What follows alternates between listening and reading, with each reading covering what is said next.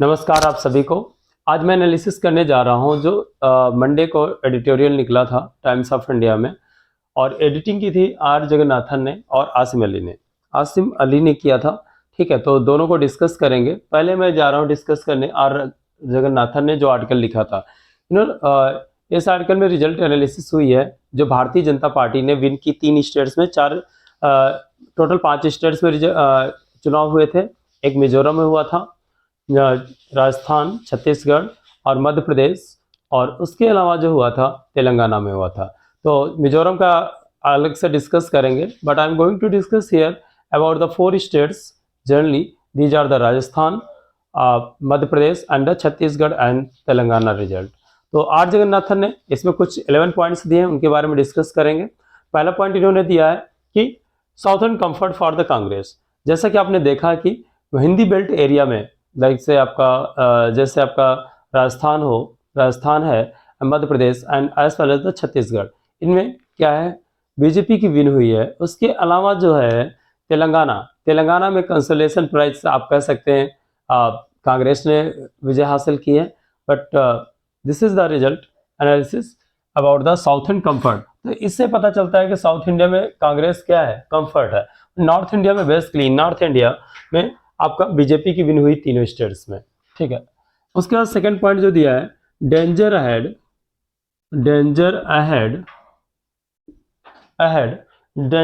For regional parties.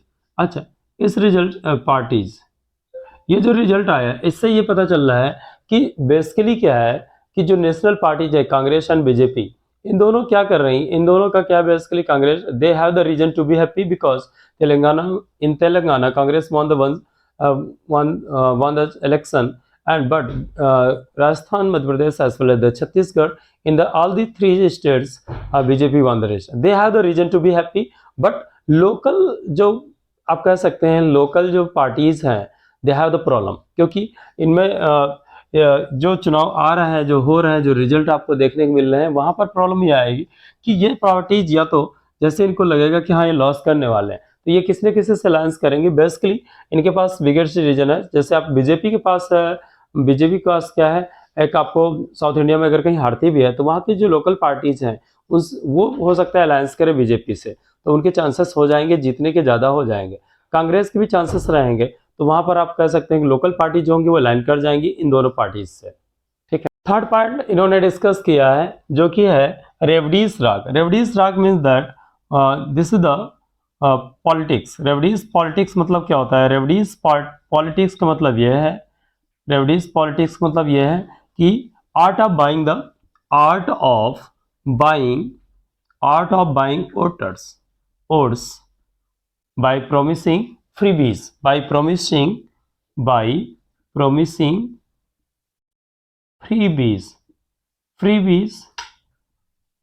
क्या है कि वोटर से प्रॉमिस करें कि उनको क्या है, जब भी वो ऑन करेंगे फ्यूचर में या जीतते समय ही, जब भी उनका चुनाव हो रहा है, कि उनको क्या है, कुछ पार्ट क्या करेंगे, उनको फ्री बीज प्रोवाइड करेंगे। मतलब क्या है, फ्री में उनको राशन प्रोवाइड कर सकते हैं, या उनके इलेक्ट्रिसिटी प्रोवाइड कर सकते हैं, या उनको वाटर प्रोवाइड कर सकते हैं, या और ट्रांसपोर्ट फैसिलिटी में भी कर सकते हैं, कुछ परसेंटेज डिस्काउंट कर सकते हैं।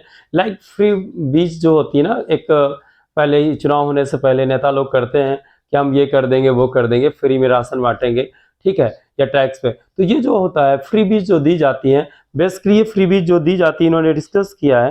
फ्री बीज जो होती हैं ये होती हैं आपकी using the tax payer fund जो होता है उसकी हेल्प से क्या है, फ्री बीज दी जाती हैं। तो ये रेवडीज रॉक का मतलब यह है कि रेवडीज रॉक पॉलिटिक्स वो होती है जहां पर क्या होता है कि simply art of buying the votes. ये क्या कह सकते हो, रेवडीज रॉक जो होती है ये क्या होती है, art of buying the votes होती है बाय प्रोमिसिंग द फ्री बीज। तो मतलब उनको अभी फ्री बीज प्रोवाइड करेंगे या फिर जीतने के बाद उनको ये सुविधाएं प्रोवाइड करेंगे। अस्पताल में इतनी, हॉस्पिटल हेल्थ केयर में आप कह सकते हैं, हेल्थ केयर में उनको छूट देंगे, इंश्योरेंस में देंगे, उनकी किसान को मतलब उनकी एग्रीकल्चर इंश्योरेंस प्रोवाइड कर सकते हैं। Many of the freebies are available, so ये प्रोमिसेस वो कर सकते हैं। नेक्स्ट पॉइंट जो है माइट ऑफ महिला, कि आप सभी जानते हैं कि दैट इज आज की जनरेशन में कंधों से कंधा मिला करके महिलाएं भी चल रही हैं, ठीक है। तो जो लेडीज एंड जेंट्स की वोटें हैं दोनों मैटर करती हैं, ठीक है। तो जो पार्टीज हैं वो क्या कर रही हैं, basically they are giving the freebies and other promises to the महिलाओं के लिए कर रहे हैं, उनके वुमेन्स के लिए डेवलपमेंट के लिए कर रहे हैं, ठीक है। तो उनसे जो प्रॉमिस कर रहे हैं, तो महिलाएं बेसिकली क्या होती हैं, वो हमेशा always they are not following the footprint of the men's. तो they live with the longer with the parties, they are promises the more benefits. जो उन पार्टीज की तरफ ज्यादा उनका झुकाव हो जा रहा है कि जो उनके ज्यादा फायदे के लिए बात करते हैं, ठीक है। तो ऐसा ही आपने देखा होगा तेलंगाना में भी इसका लाभार्थी, इसको बेनिफिशरीज भी बोल सकते हैं। तो वहां उन्होंने प्रॉमिस किया है या उन्हें कुछ बेनिफिट्स प्रोवाइड किए हैं, ठीक है। इसी तरह एमपी में शिवराज सिंह चौहान ने जैसे लाडली बहना का उन्होंने क्या है योजना चलाई थी, तो उससे भी उनको महिलाओं को भी वहां पर क्या है लाभ मिला है। तो इसकी हेल्प से क्या होता है, काफी वोटर्स क्या होते हैं जो वुमेन्स वोटर्स हैं, they are shifting towards the parties, उनका झुकाव उसकी तरफ ज्यादा हो जा रहा है। तो इससे भी बीजेपी का फायदा हुआ है एंड तेलंगाना में कांग्रेस का हुआ है। नेक्स्ट पॉइंट है जो बहुत ही इंपॉर्टेंट है, caste census and thumbs down. क्या है, जैसे आपने देखा कि राहुल गांधी का ये बयान था, कांग्रेस ने क्या इसको लेके आई कि कास्ट सेंसस मतलब किस प्रदेश में कितनी अनेक कास्ट के लोग हैं, वो कितना कास्ट सेंसस करेंगे। तो ये जो डेटा है कास्ट सेंसस का, यानी उनकी जनगणना करना, कास्ट के परसेंट, जैसे पंडित कितने परसेंट हैं, क्षत्रिय कितने हैं, यादव कितने हैं, लाइक दैट। तो मतलब और शेड्यूल कास्ट कितने हैं, एससी कितने हैं। तो इनके कास्ट सेंसस का डेटा अगर आप देखें तो ज़्यादा इफेक्टेड नहीं किया है। क्यों? क्योंकि अगर किसी स्टेट का क्या है वेलफेयर अगर बढ़ता है तो वो क्या करते हैं, अगर उनकी बेसिकली आप कह सकते हैं इकोनॉमी बढ़ती है या वेलफेयर बढ़ेगा, तो वो क्या करते हैं बेसिकली, वहाँ के लोग क्या कर रहे हैं, वहाँ के लोग पुअर लोगों को क्या करेंगे, उनको बेनिफिट्स प्रोवाइड करेंगे, डोनेट करेंगे। तो इससे ज़्यादा इफेक्ट नहीं पड़ा है, वोट के ऊपर कास्ट सेंसस का ज़्यादा इफेक्ट नहीं पड़ा। अब नेक्स्ट पॉइंट है that is the local leadership matters. जैसे कि आप जानते हैं कि मध्य प्रदेश में शिवराज सिंह चौहान की जो थी लीडरशिप थी, वो प्रीवियस मुख्यमंत्री थे वहाँ पर। तो वहाँ पर उन्होंने प्रीवियस डेटा के अकॉर्डिंग अभी क्या है, ज़्यादा डिफरेंस में उन्होंने विजय हासिल की है, ज़्यादा वोटें पाई हैं। बट अदर देखा जाए छत्तीसगढ़ में तो बहुत ज़्यादा मतलब डिफरेंस नहीं रहा है बीजेपी का, और इसी तरह क्या है वहाँ पर आपका राजस्थान में भी बहुत ज़्यादा डिफरेंस नहीं रहा है। लेकिन फिर भी वहाँ पर क्या है, दोनों स्टेट्स में क्या बीजेपी ने anyhow they are manage to win the elections, ठीक है। तो इस तरह आपका कह सकते हैं लोकल जहाँ पर होता है, जैसे लोकल में शिवराज सिंह चौहान ने तो अच्छा किया, बट भूपेश बघेल ने छत्तीसगढ़ में अच्छा नहीं कर पाए, वहाँ पे बहुत अच्छा डिफरेंस नहीं क्रिएट कर पाए। तो आप कह सकते हैं जो अच्छा कर रहा है उसको मतलब लोकल लीडरशिप में बहुत अच्छी उन्होंने प्रीवियस उनकी छवि अच्छी रही है, तो वहाँ पर उनको जरूर बेनिफिट मिला है। नेक्स्ट पॉइंट है money bags. Basically as you seen that Congress won the in the Telangana, which is the second IT states of the India.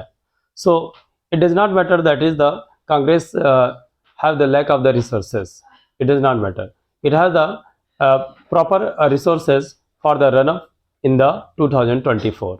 So next one is the regional versus the national. So regional जो parties होती हैं, regional parties, उनके लिए difficult होता है किसी local issues को national level तक ले जाने में। बट क्या होता है, जो नेशनल बड़ी पार्टी हैं वो क्या करेंगी, वो अपना लोकल इश्यूज को भी नेशनल लेवल तक आसानी से ले जा सकती हैं और वो डिस्कशन कर सकती हैं, और वहाँ पर क्या है उसके अकॉर्डिंग नए मुद्दे तैयार कर सकती हैं, जिसकी वजह से क्या है उनको हाईलाइट कर सकती हैं। हाईलाइट करेंगे तो उससे क्या होगा, जनता उसके ऊपर सोचने पे मजबूर होती है। ओके, नेक्स्ट इश्यू है, जो नेक्स्ट पॉइंट हम डिस्कस करने जा रहे हैं यहाँ पर, धार्मिक पोटेंशियल। अगर आपने देखा होगा BJP is mainly you can see that it is pointing towards the only the Sanatan Dharma. Sanatan धर्म की वजह से क्या है, काफी हिंदी बेल्ट एरियाज जैसे उत्तर प्रदेश हो गया, ठीक, राजस्थान हो गया और मध्य प्रदेश हो गया, these are the areas and Chhattisgarh like this. तो हिंदी बेल्ट एरियाज जो भी हैं वहां पर क्या है सनातन धर्म को लेकर के क्या है, आप कह सकते हो कि वहां पर ज्यादा बीजेपी को सपोर्ट मिल रहा है। लेकिन अगर यहाँ बात होती है तो Hindu will support to the BJP, but अगर हम बात करें कि मुस्लिम कम्युनिटी की, तो मुस्लिम कम्युनिटी अगर बीजेपी को नहीं सपोर्ट करेगी तो क्या करेगी, तो बिग जो नेशनल पार्टी है वो क्या है, कांग्रेस है। तो नेशनल लेवल पे वो कांग्रेस को सपोर्ट करेगी। बट आप कह सकते हैं कि जो IAM है, सो वो और जो बहुजन समाजवादी पार्टी है, बहुजन पार्टी, तो वो भी बहुत ज़्यादा यानी नहीं आने वाली, आप अगर देखेंगे। ठीक है, तो मेनली जो होगा सेंटर में कांग्रेस और बीजेपी के ही टक्कर होगी। और इसके बारे में आप ऑलरेडी देख रहे हैं कि बीजेपी जो है राम मंदिर भी बनवा रही है, तो इफेक्ट ज़्यादा पड़ेगा। और 2024 में राम मंदिर खुलने भी जा रहा है, तो इम्पैक्ट होगा जरूर इसका। सो नेक्स्ट पॉइंट है इनकम्बेंटेंट्स। Incumbents also win. इसका मतलब क्या है? इसका मतलब क्या है? Incumbents a person who is currently in the official position, means that those who are already in the official position, they will also fight for the election and they will win। और ऐसा MP में भी देखा गया है कि वहाँ पर क्या है, जो लोग ऐसा किए हैं और उनको वो क्या है अच्छी वोट से जीते हैं और अच्छी मतलब प्रीवियस के कंपेरिजन में और अच्छा उनका रिजल्ट आया है। So these are the some 11 points. So last conclusion क्या है, we will discuss here. Okay, last में हम कह सकते हैं आर जगन्नाथन के अकॉर्डिंग कि प्रोग्नोसिस 2024 की क्या होगी। तो अभी तक की जितना रिजल्ट देख रहे हैं 11 पॉइंट के बेसिस पर हम देख सकते हैं कि मतलब अब तो ये पता चलेगा कि यानी 2024 में पता चलेगा कि मतलब क्या होने वाला, बीजेपी विल विन और द कांग्रेस विल विन। सो इसमें सेकंड पार्ट जो है डिस्कशन का वो आसिम अली का है। Let's start that one. So here, according to the Asim Ali, the first point is the Modi charismatic leadership. Charismatic leadership क्या होती है? Charismatic leadership means that a leadership which is influenced by the others. Like that, it includes the एक example ले लेते हैं, suppose that example ले लेते हैं लूथर एग्जाम्पल लेते हैं Mahatma Gandhi, Barack Obama. So next point है, पहला पॉइंट आप कहेंगे, पहला पॉइंट है this is the first point according to the Asim Ali, Modi's charismatic leadership। charismatic leadership means that the leadership which is influenced by the others, or through which the other leaders can get motivation, or they are getting the some inspiration from the others, like that this is the leadership of the Mahatma Gandhi,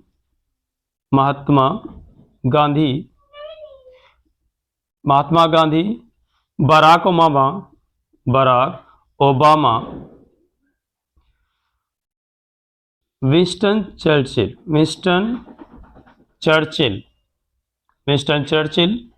and Luther King Jr. सो आप कह सकते हैं कि मोदी और अमित शाह की जो leadership है यहाँ पर क्या है, मेन जो कोई भी ऐसा मतलब पार्टी नहीं है, ऐसा कोई नेता नहीं है जो क्या है इनविजिबल हो। इनविजिबल मीन्स अजय हो, जिसको परास्त ना किया जा सके। बट मोदी के केस में आपने ऐसा देखेंगे, मोदी केस में क्या है कि बेसिकली मोदी ने कई बार इसको प्रूव भी किया है, he is going to win the election many times. So he is an charismatic leader, जिनकी बातों से जिनके वादों से जनता इन्फ्लुएंस होती है, और जनता अगर इन्फ्लुएंस हो रही है, अफेक्टेड होती है, तो वोट उनको भी ही देगी। तो इनकी लीडर्स की वजह से ये इफेक्ट आता है और बीजेपी को एक क्या है, एक बार बार क्या है विजय हासिल होती है। Second point according to Asim Ali, इन्होंने लिखा है Hindutva hold. As you seen that BJP mainly focusing over the Hindutva. So ही ऐसा नहीं कि वो डेवलपमेंट नहीं कर रहे हैं, development they are doing, but the mainly agenda is that Hindutva. So इसका भी इफेक्ट पड़ रहा है, नॉर्दर्न रीजन में तो ज़्यादा ही पड़ रहा है, साउथ इंडिया में थोड़ा सा इफेक्टेड कम है। जैसे कांग्रेस क्या होता है, कांग्रेस की तरफ झुकाव लोगों का ज़्यादा है। ठीक है, तो आप ऐसा नहीं कह सकते हो कि बीजेपी डेवलपमेंट नहीं कर रही है। ठीक है, पब्लिक देख रही है, उसके अकॉर्डिंग क्या है वो अपना लीडर सेलेक्ट कर रहे हैं और उसके अकॉर्डिंग क्या है they are voting for that. Next point is the OBC consolidation for BJP, is that जो अभी रिसेंटली क्या कांग्रेस पार्टी ने कॉन्स्टिट्यूंस लॉन्च किया था, उसके अपोजिट भी जा करके ओबीसी ने क्या किया है, ओबीसी जो कास्ट के लोग हैं उन्होंने भी वोटें दी हैं बीजेपी को, ऐसा यानी जो भी परसेंटेज लॉन्च हुआ अभी। सो ऐसा नहीं है कि OBC not supporting, they are also the supporting the BJP.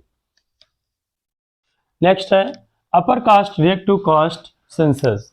In suppose that we are going to take the example of the Rajasthan. In the Rajasthan 40% of the Brahman, Chhatri, Rajput and Banias इन्होंने react किया है, मतलब basically about the caste census, about the caste census, but इसका ज़्यादा effect नहीं हुआ है BJP के ऊपर, ठीक है, बिकॉज ओबीसी कैंडिडेट पीपल जो वोटर्स हैं they are also supporting the BJP, so there will be no much more effect on the caste census. Let's see the next point, that is the why Congress collapsed. सबसे important thing है collapse कैसे हुई। पहले देखेंगे कि अगर अभी का रिजल्ट अगर देखते हैं तो तेलंगाना में क्या है, साउथ इंडिया में तेलंगाना में अभी विक्ट्री हुई कांग्रेस की, लेकिन बहुत अच्छा एफर्ट नहीं है।